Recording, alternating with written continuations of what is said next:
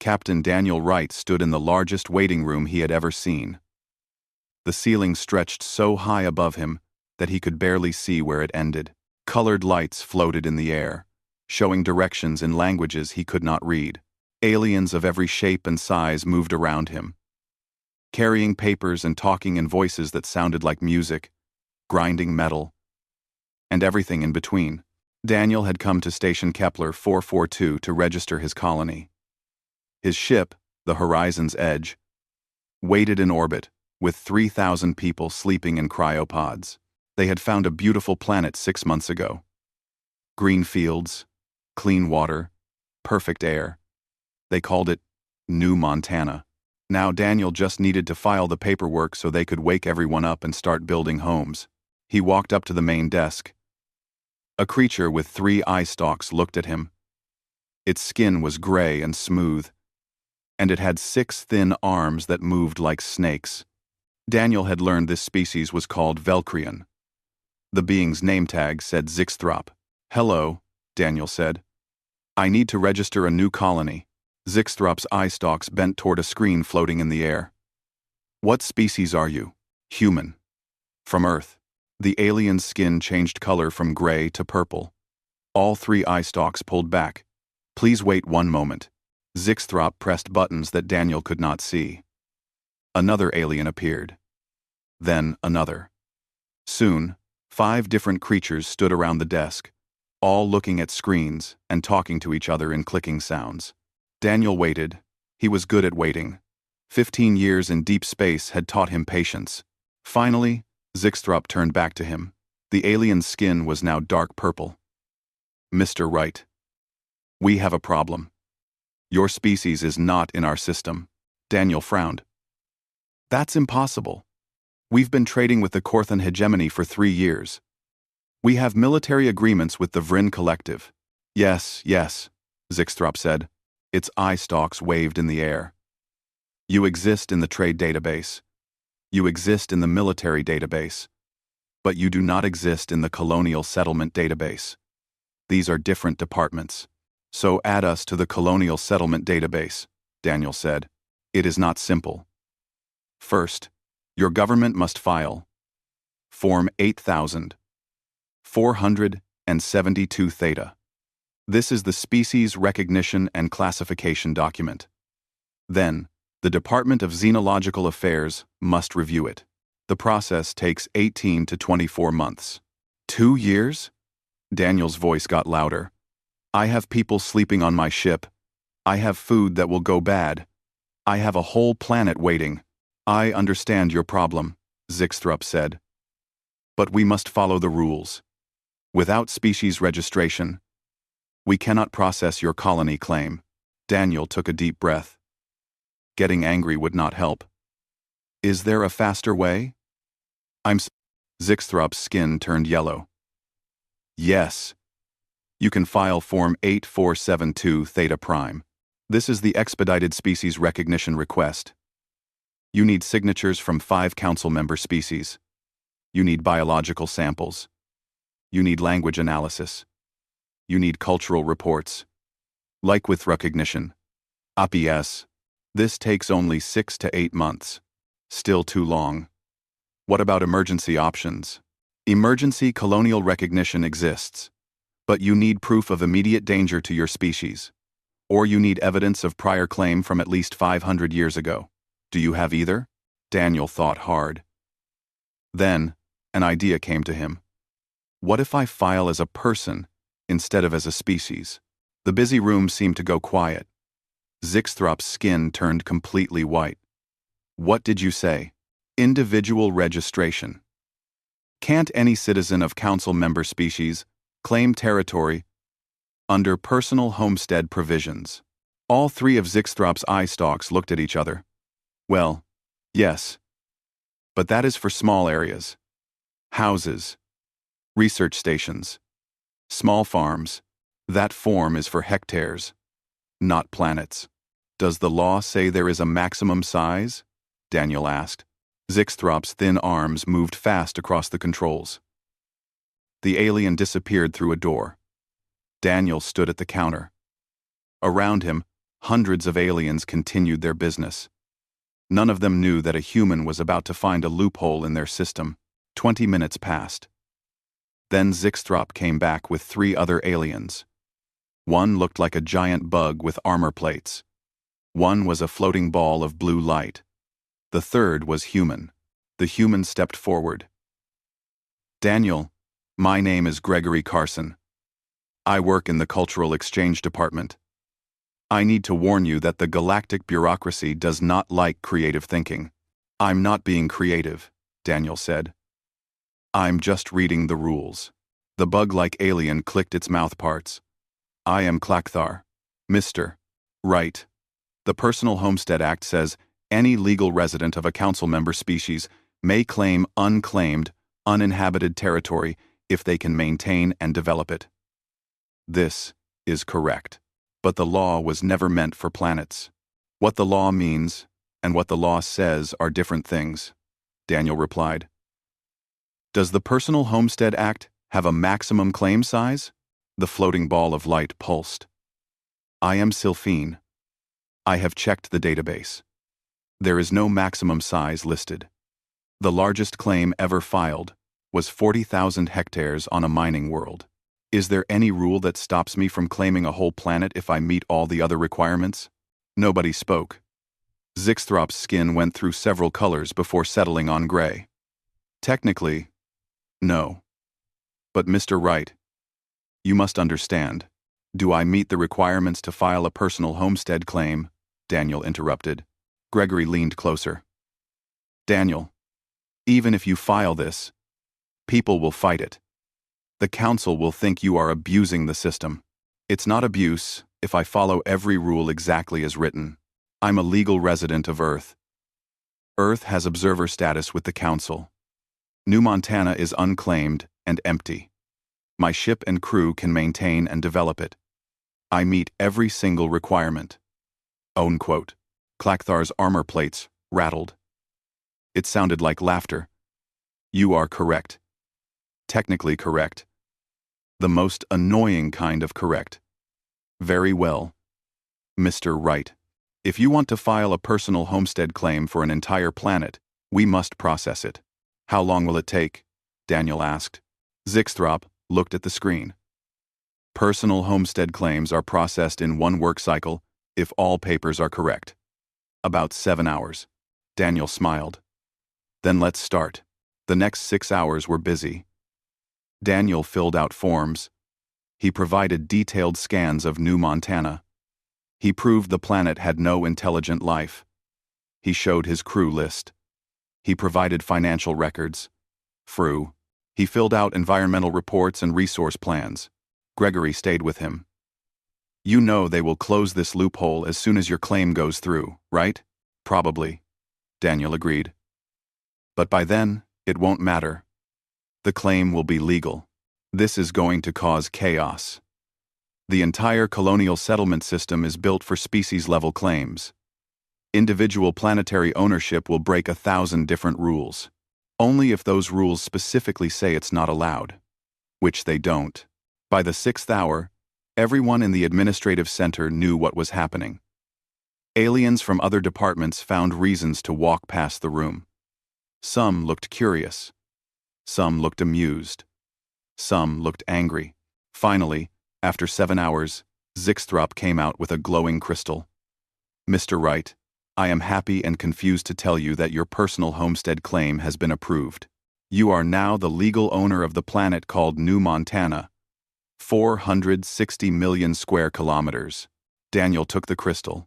It felt heavy in his hand. "Thank you. Now I need to file one more form." Everyone in the room groaned. Zixthrop's skin turned tea. 3 hours after Daniel left the station, the first system error appeared. A Matharian administrator named Quilvex was processing a normal request. A Corthan mining company wanted to expand their operation by 50,000 hectares on an empty moon. This was routine work that Quilvex had done thousands of times before. Quilvex entered the information and pressed submit. The system rejected it. Error code 4,472. Regulatory inconsistency detected. Quilvex's sensing tentacles twitched with confusion. This made no sense. The Matharian ran a diagnostic check on the system. The results made even less sense. The system said the maximum claim size had changed. The new maximum was not measured in hectares anymore. It was measured in planets. The mining company's request was rejected because it was too small. The automated system thought 50,000 hectares was suspiciously tiny compared to recent approvals. It wanted to know why the company was claiming such a small amount when the rules apparently allowed much larger holdings. Quilvex sent the problem up to a supervisor. The supervisor sent it to a department head. The department head sent it to the director of colonial affairs. This director was an Etherian named Prismex, who had run the department for 300 years. Prismex looked at the error logs and found Daniel Wright's claim. The ancient being's energy form pulsed with shock. This cannot be real. A personal homestead claim for an entire planet? Who approved this? Within an hour, Prismex called an emergency meeting. But the damage was already spreading. The system's automated processes had started changing expectations across multiple departments. In the trade registry, applications for mining rights were being rejected. Companies had not claimed enough land to justify their operations under the new precedent. In the Immigration Bureau, settlement permits were flagged.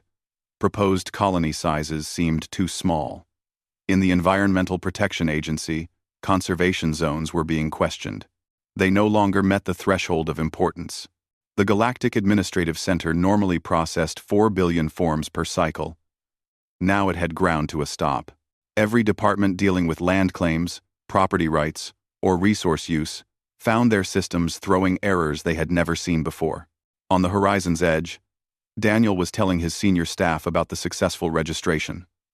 His second-in-command, Lieutenant Karen Morris, stared at him with wide eyes. "You claimed an entire planet as a homestead?" she asked. "Technically, yes. Then I immediately gave it to our colonial government, all completely legal." His chief engineer, Paul Henderson, shook his head. "Sir, you probably just made us the most hated humans in the galaxy." "Maybe," Daniel agreed. "But we have legal claim to New Montana. That's what matters. Start waking the colonists. We begin landing operations in 48 hours. Daniel did not know that his actions had created chaos. The Galactic Bureaucracy was not just paperwork and rules. It was a huge connected network where every department relied on every other department working the same way. By changing the basic assumptions about land claims, Daniel had created a cascade that was spreading through the entire system. Emergency meetings started in 16 different departments at once. The director of Xenological Affairs discovered that species registration was being questioned. If humans could claim land without species registration, what was the point of requiring it? The Financial Oversight Commission found that tax calculations for land ownership were producing crazy numbers. The algorithms were never designed to calculate taxes on planet-sized personal properties. The Defense Coordination Bureau realized their security rules for land disputes were completely wrong for conflicts about entire worlds. In the Galactic Council chambers, Ambassador Krenthis of the Vryn Collective was getting urgent messages from many departments. As the Council's contact person for humanity, Krenthis was supposed to be responsible for Earth's activities. The ambassador's colorful wings fluttered with worry as report after report arrived. "How?" Krenthis demanded of Gregory Carson, who had been called to explain.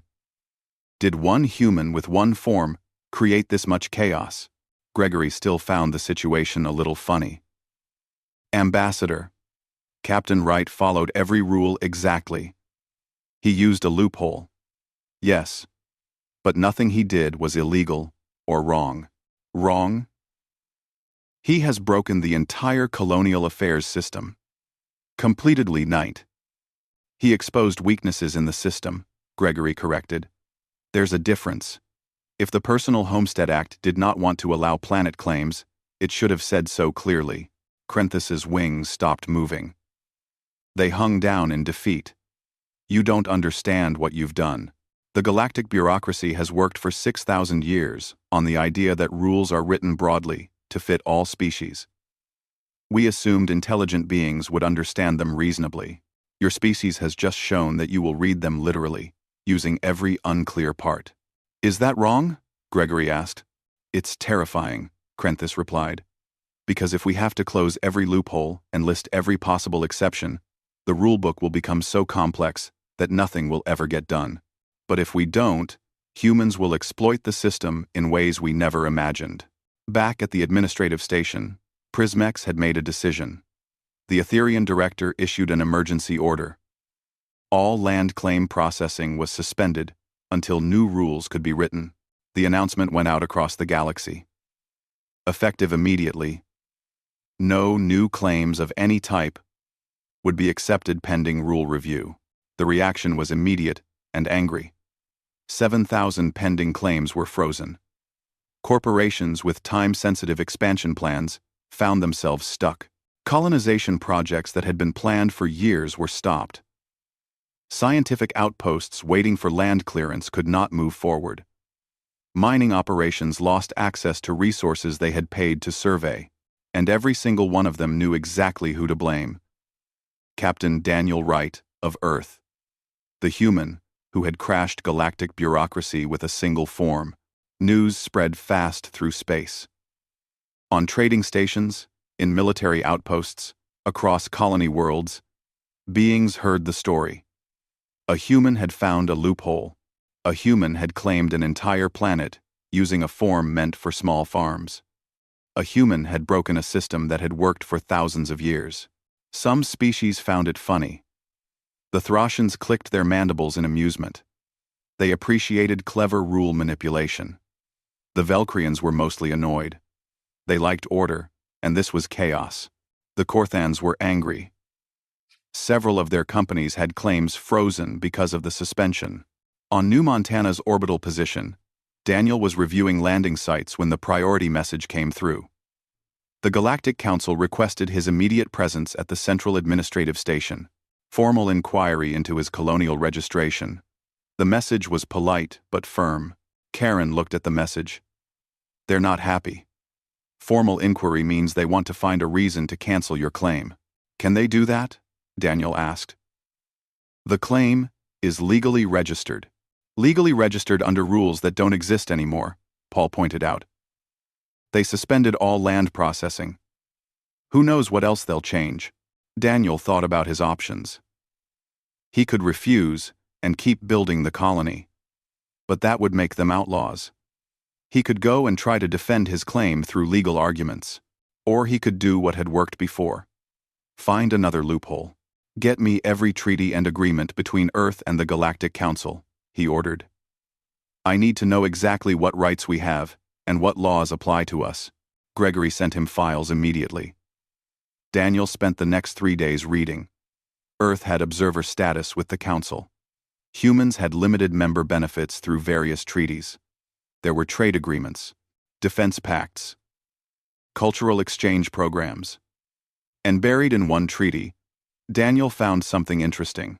Any dispute involving Earth citizens would be handled according to both galactic law and human legal principles. The Council had agreed to this because they wanted Earth's cooperation. They never thought it would matter much, but it mattered now. Because under human legal principles, retroactive law changes were not allowed.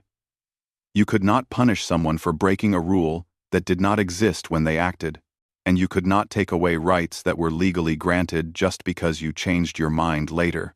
Daniel smiled as he read. The Council could change the rules going forward, but they could not legally reverse his claim without violating their own treaty with Earth. The Council chambers were even more impressive than the administrative center. Daniel stood in a massive spherical room where gravity seemed optional. Representatives from hundreds of species floated or stood in their assigned positions. Some had bodies like insects. Some were clouds of gas. Some were machines. Some looked almost human. At the center of the sphere, in a gravity-neutral zone, the Council leadership waited. Daniel walked to the designated spot for people being questioned. Gregory and Threxen stood behind him in the observer positions. Daniel could feel hundreds of eyes Sensors and other detection organs focused on him. Some of these beings probably wanted him thrown out of the galaxy. Others might be curious. A few might even be on his side. Ambassador Krenthis called the session to order. The Vrin's wings spread wide, creating a display of shimmering colors that apparently meant this was an official proceeding. Captain Daniel Wright of Earth, Krenthis began. You are here to address concerns about your colonial registration on the planet called New Montana. The Council has reviewed your claim and how you achieved it. We acknowledge that your actions were technically legal under our existing rules. However, there is significant concern that you exploited the system in bad faith. Daniel stepped forward slightly. Ambassador, I respectfully disagree. I came to the administrative center with a simple goal: register my colony. When I was told that would take 2 years because of species registration requirements, I looked for legal alternatives. I found one. I applied it correctly. I received official approval. At no point did I lie, create fake documents, or avoid proper procedures. A Throsian counselor moved forward, its armor plates clicking. But surely you understood that the Personal Homestead Act was not designed for planetary claims?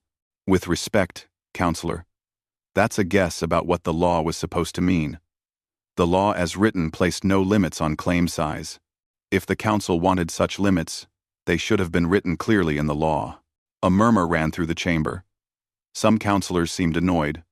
Others seemed thoughtful. Threxen leaned slightly toward Daniel and whispered, "Good answer.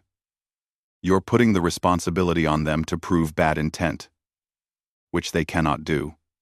Krenthis raised a wing for quiet.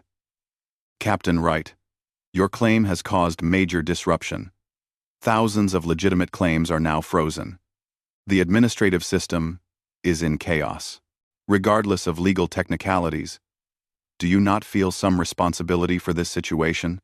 Daniel took a breath. This was important. Ambassador, I take full responsibility for my actions. However, I would argue that the problem is not my claim. The problem is a rule system that was so poorly designed that a single properly filed form could break it. If one human following the rules can cause this much disruption, what happens when less honest species discover the same weaknesses? A Velcrian counselor's skin turned angry orange. Are you suggesting we should thank you for exposing our weaknesses? I'm suggesting that I've done you a favor, Daniel replied calmly. Better to discover these flaws now, in a harmless situation, than during a real crisis. My claim doesn't hurt anyone. No species was pushed out. No resources were stolen. No territories were violated. But the same loopholes I used could be exploited for much more harmful purposes. Gregory spoke up from his observer position. If I may add, the Council has long been proud of flexible rules that work for many different species. Captain Wright simply read those rules literally. If the galaxy expects humans to follow galactic law, the Council cannot then punish us for understanding that law better than you expected. The chamber erupted in debate. Some counselors argued for immediate cancellation of Daniel's claim. Others insisted that legally approved claims could not be arbitrarily reversed. Still others worried about the precedent. If the Council could cancel a legal claim simply because they didn't like how it was obtained, what security did any claim have? A bright form appeared in the center of the chamber. Prismex, the Director of Colonial Affairs. The Etherian's energy pulsed as it spoke. Counselors, if I may, we have analyzed this situation carefully. Captain Wright's claim cannot be legally cancelled without admitting that our own approval process was flawed. To do so would make every territorial claim in the galaxy subject to challenge. However, we can prevent similar incidents by making immediate rule reforms. What kind of reforms? Krenthis asked. First, clear size limitations on personal claims. Second, mandatory species registration for any colonial effort, regardless of claim method. Third, better review processes for unusual applications. These changes can be put in place within 1 galactic month. A Korthan representative spoke up, its voice like grinding rocks. And what about the claims currently frozen? My government has 3 major projects in limbo. They will be processed under existing rules, Prismex said. The suspension was premature and caused unnecessary panic. We will resume normal operations while the new rules are being written. Krenthis considered this. Captain Wright, the Council is prepared to offer a compromise. We will allow your claim to stand, recognizing it as a legally registered exception. In exchange, Earth will support the proposed rule reforms and agree not to exploit similar loopholes in the future. Daniel glanced at Threxen, who gave a tiny nod of approval. Ambassador, I accept those terms, with one change. The agreement should specify that humans won't exploit this particular loophole. We can't agree not to identify other rule issues because that would prevent us from seeking legitimate legal solutions in the future. A counselor made a sound like choking. You want to reserve the right to break our bureaucracy again? I want to reserve the right to follow your laws, Daniel corrected. If those laws have problems, that's not humanity's fault. More debate followed. It took another hour, but finally the council agreed to Daniel's change. Earth would support rule reforms. Daniel's claim would be recognized. The administrative freeze would be lifted. Humanity had secured its first independent colony. They had exposed critical flaws in galactic bureaucracy, and they had established themselves as a species that would read every word of every contract. As Daniel prepared to leave, Ambassador Krenthis approached him privately. The Vrin's wings folded in a gesture Daniel had learned meant seriousness. You've made quite an impression, Captain. The galaxy will be watching humanity much more closely now. Is that a warning? Daniel asked. It's an observation. You've proven that humans think differently about rules and systems. That makes you unpredictable. That makes some species nervous. We're not trying to cause problems, Daniel said. We just want to build a future for our people. Krenthis's wings shimmered softly. I believe you, but I suspect that humanity's approach to problem-solving will continue to surprise us. Let us hope the surprises remain pleasant ones. Daniel returned to his ship feeling both victorious and cautious. He had won. New Montana was legally human territory, but he had also made humanity stand out in the galactic community. Some would respect that. Others would resent it. How did it go? Karen asked when he arrived back on the horizon's edge. We won. The claim stands. They're changing the rules, but we're grandfathered in. And the political fallout? We're on everyone's radar now. The galaxy knows that humans read the fine print. Paul grinned. Good. Let them know we're not to be underestimated. Daniel returned to his ship feeling both victorious and cautious. He had won. New Montana was legally human territory, but he had also made humanity stand out in the galactic community. Some would respect that. Others would resent it. How did it go? Karen asked when he arrived back on the horizon's edge. We won. The claim stands. They're changing the rules, but we're grandfathered in. And the political fallout? We're on everyone's radar now. The galaxy knows that humans read the fine print. Paul grinned. Good. Let them know we're not to be underestimated. Daniel nodded. Start the landing sequence. Let's go home. 6 months passed. New Montana was no longer just a claim on paper. It was a real, living colony. 3,000 humans had woken from cryosleep to find themselves on a world that was legally theirs. The planet exceeded every expectation. Rich soil perfect for farming, clean rivers full of fish, forests with timber for building, mountains with mineral deposits. The colony grew fast. The first town, called Landing, had permanent buildings now, instead of temporary shelters. Fields of wheat and corn surrounded the settlement. A small spaceport handled incoming supply ships. Children who had been babies in cryosleep were now taking their first steps on New Montana soil. Daniel had officially transferred operational control to an elected colonial government. Governor Lisa Hayes, formerly the ship's medical officer, now ran day-to-day operations. Daniel remained as the colony's defense commander and primary contact with galactic authorities. It was a role he found himself using more than he expected, because the real changes were happening across the galaxy. Daniel's successful use of bureaucratic loopholes had inspired other species to look at galactic rules more carefully. A Thracian scholar named Vriktesh published a massive analysis of administrative law.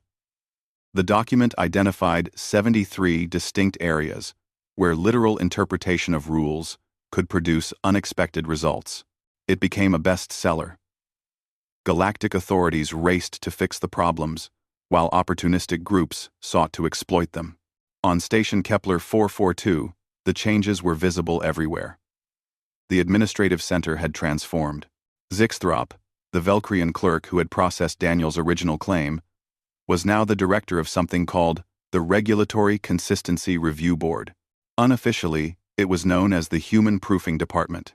Zixthrop's skin had developed a permanent bluish color that other Velcrians recognized as healthy skepticism. The new department's job was simple but enormous. Review every existing rule. Find the loopholes. Close them before someone exploited them. It was exhausting work. Zixthrop's team had grown to include 50 specialists from 20 different species. They worked constantly, finding problems in laws that had existed for centuries. "We found another one today," Zixthrop reported in a meeting with Prismex. "The Residential Zoning Act does not specify that residences must be on planets. Technically, someone could claim an asteroid belt as a residential zone." Prismex's energy form dimmed with fatigue. "Add it to the list." "How many fixes are we working on now?" "Are 237 active revisions. Another 400 in review. This will take years to complete." "Yes. But at least we're finding the problems ourselves, instead of waiting for another human to expose them." The comment was only half joking. Throughout the galaxy, humans had gained a reputation. They were the species that read every word, the species that found loopholes, the species that treated rules like puzzles to be solved rather than guidelines to be followed. Some species appreciated this. The Throtians, who valued cleverness, began hiring human consultants for their legal departments. The Corthan hegemony started training their administrators in what they called literal interpretation techniques. Several smaller species asked Earth for help reviewing their own internal laws. Other species were less pleased. The Velcrians found the whole human approach to be chaotic and disrespectful of tradition. The Metharians thought it showed a lack of social awareness. A few species proposed that humans should be required to follow special additional rules because they could not be trusted with normal ones. In the council chambers, these tensions came to a head during a special session called to address what was now officially termed the human standard. Ambassador Krenthis presented findings to the assembled representatives. "We have spent 6 months analyzing the implications of Captain Wright's registration," Krenthis explained. "What we've discovered is both troubling and enlightening. Humans approach rules differently than most species in the Council. Where we write regulations expecting reasonable interpretation, humans read regulations looking for exact compliance and maximum advantage." Gregory Carson spoke from Earth's observer position. "That sounds like an accusation." "It is merely a fact," Krenthis replied. "Neither good nor bad, but something we must account for. The question before the Council is whether we adapt our regulatory system to prevent such exploitations, or whether we accept that more literal interpretation may actually improve our laws." The debate lasted 4 sessions over 2 weeks. Some species argued that the existing system had worked for millennia and should not be changed because one species thought differently. Others said humanity had exposed genuine weaknesses that needed fixing. A few suggested that maybe the human approach, reading laws exactly as written, was actually more honest than relying on unspoken assumptions about intent. Then Clacthar, the Thracian supervisor who had been present during Daniel's original claim, proposed something revolutionary. "What if we maintain flexible regulations for most species, but provide clear, detailed versions for those who prefer literal interpretation? This way, Species like humanity can have the precision they seek, while others can continue with traditional approaches. The idea was brilliant in its simplicity.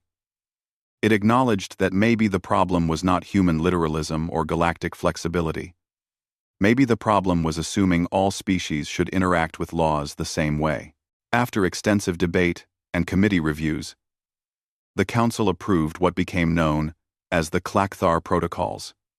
Each major regulation would exist in two versions: a flexible version for species that preferred traditional interpretation, an explicit version for species that wanted detailed guidelines. Disputes between species could reference whichever version better supported their position. Arbitrators would balance both approaches. The implementation took months. Legal scholars from dozens of species worked to create the dual versions of existing laws. It was tedious work, but the results were remarkable. Human colonies and businesses started using the explicit regulations, which suited their preference for detailed rules. Other species continued with traditional flexible interpretations. The system was not perfect, but it acknowledged that diversity in thought required diversity in law. Daniel was invited to the ceremony where the Clacthar Protocols were officially adopted. The event was held on Station Kepler 442, in the very administrative center where his claim had been processed. He found himself standing beside Zixthrop, whose skin had shifted to a satisfied green. "I never thought I'd say this," Zixthrop admitted, "but your chaotic approach to our forms has ultimately made the system better. We were so confident in our bureaucracy that we'd stopped questioning whether it actually served everyone effectively." "I was not trying to start a revolution," Daniel said. "I just wanted to settle a planet. The best revolutions are accidental," the Velcrian replied. "You've changed how the galaxy thinks about rules. Some species resent that, but others appreciate it. The Throtians have already adopted human-style legal analysis in their commercial sector. The Corthan hegemony is training administrators in literal interpretation techniques. You've exported not just human colonists, but human thinking." Daniel watched the ceremony, where beings from across the galaxy formally signed the new protocols. He thought about how far things had come from that first day when he walked up to Zixthrop's desk with a simple request. "Do you think this will last?" he asked. "Or will there be more problems?" "Easy." Zixthrop's eye stalks swayed thoughtfully. "There will always be problems. Laws are written by imperfect beings to govern complex societies. But now we have a better framework for handling those problems. That's progress." Later that evening, Daniel stood on a balcony overlooking the administrative center's main hall. Gregory joined him, holding 2 drinks. "You've become quite famous," Gregory said. "The human who broke galactic bureaucracy. Is that a good thing?" "It's a thing. You've made humanity impossible to ignore. We're not the strongest military power. We're not the oldest civilization. But we've proven that intelligence and attention to detail can be just as influential as raw force or ancient wisdom." Daniel accepted the drink. "I just hope we use that influence wisely." "We will, because now everyone is watching to see what we do next." On New Montana, life continued. The colony had grown beyond landing. 2 more towns had been established. New Montana University had opened, offering courses in everything from agricultural science to interspecies law. Daniel's story was already being taught as a case study in how to navigate galactic institutions. The Horizon's Edge had been retired, and 2 years after Daniel's famous claim, humanity had established itself firmly in the galactic community. New Montana was thriving with a population of 12,000. 3 more human colonies had been founded on nearby worlds, using the new streamlined registration system. Human traders operated on dozens of stations. Human engineers worked on projects across multiple sectors. Humanity had arrived, and everyone knew it. Daniel had retired from active space service. He settled permanently on New Montana with his wife, Catherine, and their 2 children. He taught administrative law at New Montana University, training the next generation of humans who would navigate galactic bureaucracy. His classes were always full. Students wanted to learn from the man who had changed everything. But today, Daniel sat in his office at the university, reading a message that made him smile. It was from Zixthrop, Captain Wright. I hope this message finds you well. I am writing to inform you that we have completed the first full review of Galactic Administrative Law under the new Clacthar protocols. I thought you would be interested to know that we found and closed 462 loopholes, similar to the one you exploited. We also found 137 that we decided to keep because they served useful purposes we had not recognized. Your actions, while initially chaotic, have ultimately made our system stronger and more fair. I wanted to thank you personally. Regards, Zixthrop. Daniel wrote back a short reply, then looked out his window at the campus. Students walked between buildings. Some were human. Some were Throshan exchange students. A few Korthan scholars had recently arrived to study human legal philosophy. New Montana had become a center for interspecies education in a way nobody had predicted. His communicator beeped. It was Governor Hayes. Daniel, we need you at the government center. There's a situation. 20 minutes later, Daniel sat in a meeting with Hayes and several colonial officials. A holographic display showed another human, a young woman named Katie Morgan. She looked nervous, but excited. Captain Wright, it's an honor, Katie said. I've studied your case extensively in my legal training. Thank you. Katie took a breath. I'm a merchant captain operating in the Outer Rim. I was reviewing trade regulations, and I found something. The Interspecies Commerce Act has a clause about tariff exemptions for cultural goods. It defines cultural goods as items of artistic, historical, or educational significance to a recognized culture. Daniel felt a familiar tingle. Go on. The definition doesn't specify that the culture must be non-commercial, and there's no restriction on how broadly you can define your culture. So I registered my trading company as a cultural organization dedicated to preserving and promoting human merchant traditions. Everything I transport is now classified as cultural goods, which means tariff exempt. Hayes looked stunned. You're avoiding all trade tariffs? Legally, yes. I filed all the proper paperwork. The Galactic Trade Commission approved my cultural organization status. Now my profit margins are 40% higher than my competitors. Daniel could not help but laugh. That's brilliant. How many other merchants know about this? I've told about 50 human traders. They're all filing the paperwork now. But I wanted to check with you first. Is this the kind of thing that's going to cause another bureaucratic crisis? Daniel thought carefully.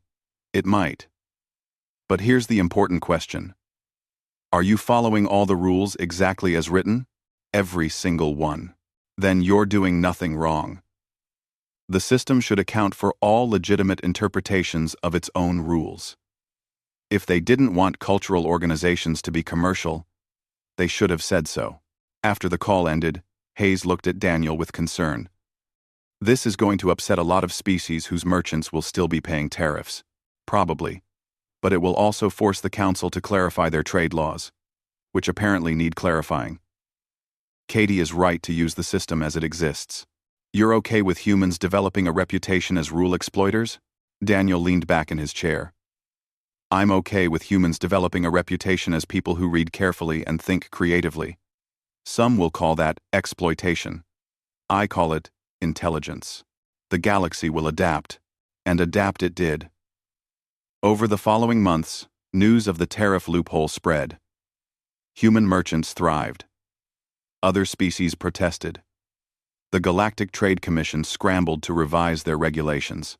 Eventually, they clarified that cultural organizations must be primarily non-commercial.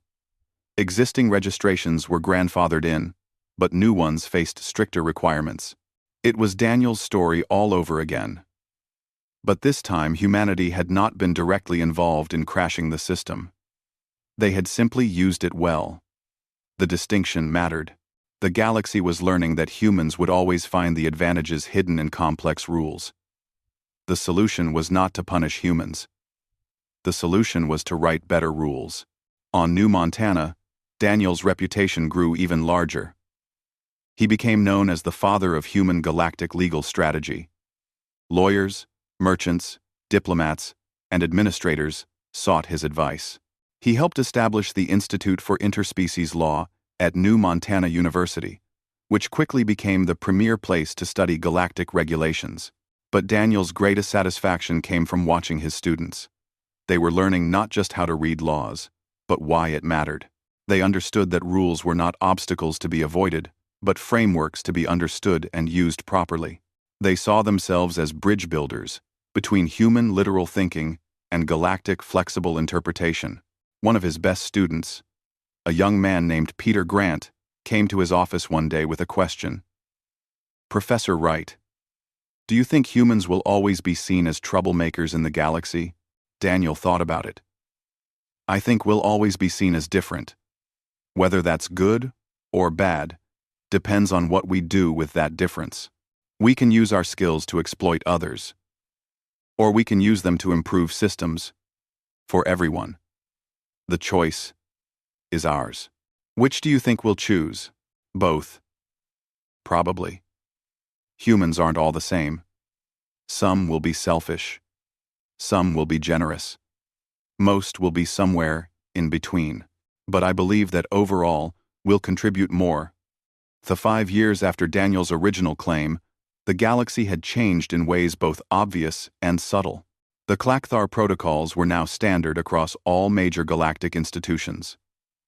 Administrative centers throughout civilized space displayed rules in both flexible and explicit formats. The change had been difficult, but most species acknowledged it was an improvement. Humanity's reputation had solidified into something complex. They were respected for their intelligence and attention to detail.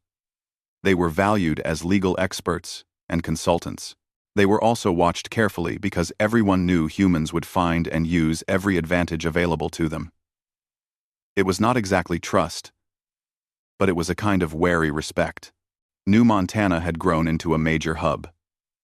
The population reached 50,000. The spaceport handled hundreds of ships per week.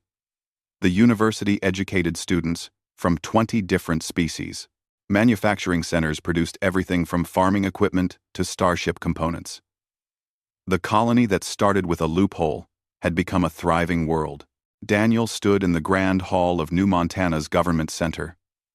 Today was special.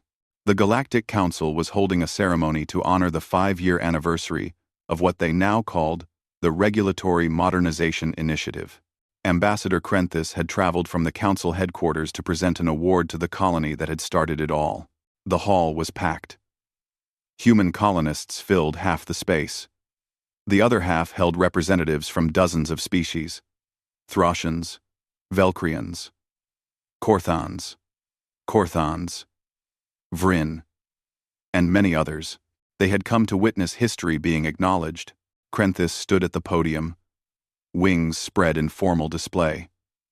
5 years ago, Captain Daniel Wright walked into an administrative center with a simple request. He wanted to register a colony. What happened next changed the galaxy forever. The ambassador's voice carried through the hall. At first, we saw Captain Wright's actions as chaos. A human, exploiting our system, breaking our bureaucracy with clever tricks. But time has given us perspective. Captain Wright did not break our system. He exposed that our system was already broken. He showed us that rules, written with assumed understanding rather than explicit clarity, could be misused or misunderstood. Krenthis paused, looking directly at Daniel. The result of one man's determination to follow our laws exactly as written has been a complete overhaul of galactic administrative practice. We have closed hundreds of loopholes. We have clarified thousands of ambiguous regulations. We have created frameworks that serve all species more fairly and effectively. This was not easy. It was not always pleasant. But it was necessary. The ambassador pulled out a crystalline plaque. Therefore, on behalf of the Galactic Council, I present the Award for Excellence in Institutional Improvement to the colony of New Montana and to Captain Daniel Wright, whose actions, while unorthodox, ultimately served the common good. Applause filled the hall. Daniel walked to the podium and accepted the award. It was heavy in his hands, inscribed with words in multiple languages.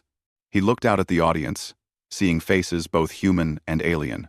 "Thank you, Ambassador Krenthis," Daniel said. "I accept this award on behalf of my colony and my species. But I want to be clear about something. I did not set out to change the galaxy. I just wanted a home for my people.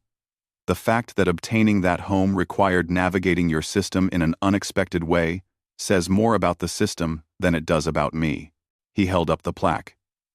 "This award acknowledges improvement, and I'm glad the galactic community recognizes that progress has been made. But let's not forget why that progress was necessary. Rules exist to serve people, not the other way around. When rules are so complex or poorly written that honest beings can't understand them, the rules need to change. That's not my opinion. That's basic common sense." Some of the aliens shifted uncomfortably. Others nodded in agreement. Daniel continued, "Humans will always read your laws carefully. We will always look for the best interpretation for ourselves. That's not wrong. That's practical. Every species does the same in their own way. The difference is that we're very good at it, and we're very obvious about it. I hope that rather than resenting us for this ability, you'll appreciate that we force everyone to be more precise, more fair, and more honest in how rules are written and applied." More applause. Daniel stepped back from the podium. Krenthis approached him privately as the ceremony continued, with other speakers. "That was quite a speech," the ambassador said quietly. "You could have just said thank you and sat down." Daniel smiled. "I could have. But that wouldn't be very human, would it? We tend to say what we think needs saying." Krenthis's wings shimmered with what might have been amusement. "Indeed, that is both your species' greatest strength and your most annoying quality. I'll take that as a compliment. You should. Daniel, I want you to know something. When your claim first came through, I thought you were going to be a disaster for human-galactic relations. I was certain that your actions would make everyone see humans as untrustworthy rule-benders. But I was wrong. Your actions have made everyone see humans as people who will hold the galaxy to its own stated standards. That's valuable." "Thank you, Ambassador. That means a lot." Later that evening, Daniel hosted a dinner at his home. Gregory Carson had come from Earth. Zixthrop had traveled from Station Kepler 442. Even Clackthar, now semi-retired, had made the journey. They sat around Daniel's table, eating food from multiple worlds and sharing stories. "Do you remember when I first walked up to your desk?" Daniel asked Zixthrop. The Velcrian's skin turned a nostalgic blue. "I will never forget it. You stood there, so calmly, asking about personal homestead claims. I knew immediately that something unusual was happening, but I had no idea how unusual. You could have rejected my application," Daniel pointed out. "You could have found some reason to send me away. No, I could not. The rules were clear. You met all requirements. To reject you would have been to admit that our rules were meaningless. Better to approve your claim and deal with the consequences than to prove our entire system was arbitrary." Clackthar's mandibles clicked in laughter. "Zixthrop is too modest. The truth is that we were all curious to see what would happen. A human claiming an entire planet? It was too interesting to stop. Gregory raised his glass.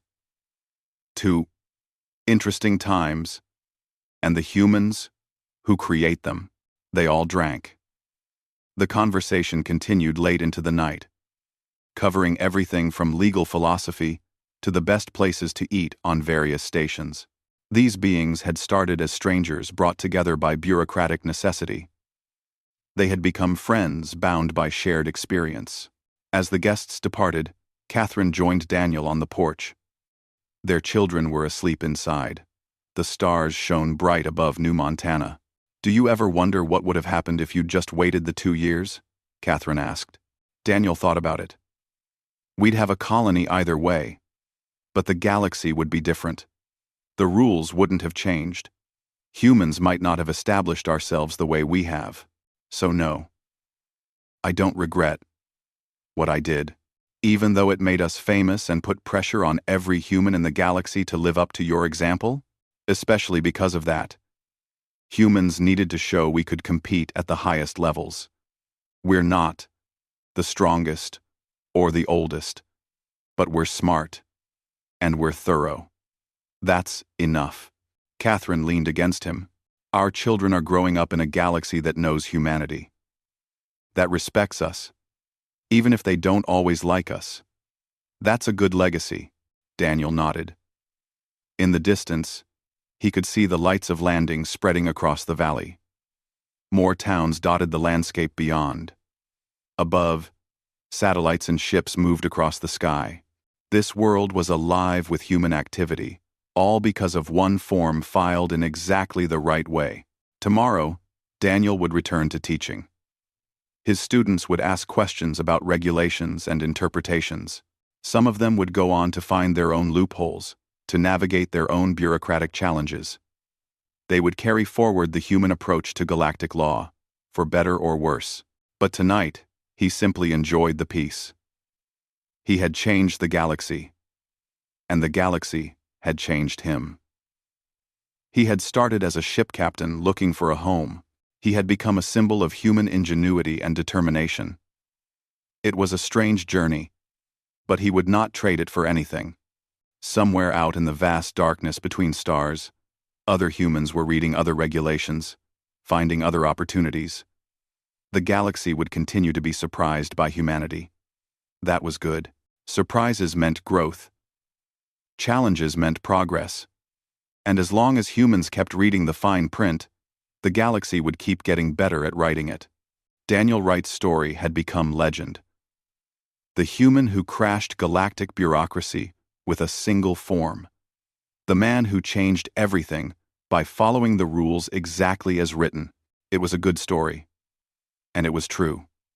But more importantly, it was just the beginning of humanity's journey among the stars. The galaxy had learned to expect the unexpected from humans, and humans had learned that intelligence and persistence could move mountains, change systems, and secure futures. As Daniel and Catherine went inside, the last light in the house went dark. New Montana slept under its 2 moons, dreaming of tomorrow and all the tomorrows after that. The colony built on a loophole had become a home built on hope. And that, Daniel thought as he drifted off to sleep, was the best outcome he could have imagined. And we take, because that's what successful species do. Peter nodded thoughtfully. Thank you, sir. That helps. After Peter left, Daniel returned to his work. He was writing a comprehensive guide to galactic administrative law from a human perspective. The book would be published in both human and galactic markets. It would teach others how to think the way humans thought about rules. It would spread human legal philosophy even further. His communicator beeped again. This time, it was Catherine. Daniel, dinner is ready. Also, your daughter wants to know if you can help her with her homework. Something about galactic property rights. Daniel smiled. Tell her I'll be home in 10 minutes. And yes, I can help. He gathered his materials and walked out of his office. Through the window, he could see New Montana's sun setting over the mountains. The sky turned orange and purple. 2 moons were rising. This was home now. Not just for him, but for thousands of humans building lives among the stars. And somewhere out in that vast galaxy, someone was probably reading a regulation very carefully, looking for the next loophole. Daniel hoped they would use it wisely. Ed in a museum. Schoolchildren visited regularly to see the ship that had brought the first colonists. The data logs included the complete record of Daniel's interaction with Zixthrop. Teachers used it to show how careful reading and creative thinking could change the world. But Daniel's work was not done. As defense commander, he received regular reports about humanity's expanding presence in the galaxy. More colonies were being established. Human businesses were thriving in galactic markets. Human legal advocates were in high demand because they were willing to read what others ignored. And occasionally, someone would find another loophole. He prepared for the hearing. Gregory agreed to come as Earth's observer. They hired a Corthan legal expert named Threxon, who specialized in interspecies law. The three of them reviewed strategy. "Your best defense is simple," Threxon said in his deep, rumbling voice. "You followed the law as written. The Council approved your claim. They cannot now say they made a mistake, without admitting their own system is flawed." "Will that be enough?" Daniel asked. "It should be. But be prepared for them to offer a compromise. They will want to save face." Eyed purple. "What now?" "Transfer of property rights. Form 2247 Beta. I want to transfer ownership of New Montana from myself to the Colonial Administration of New Montana. That's the government representing my 3,000 colonists." Gregory started laughing.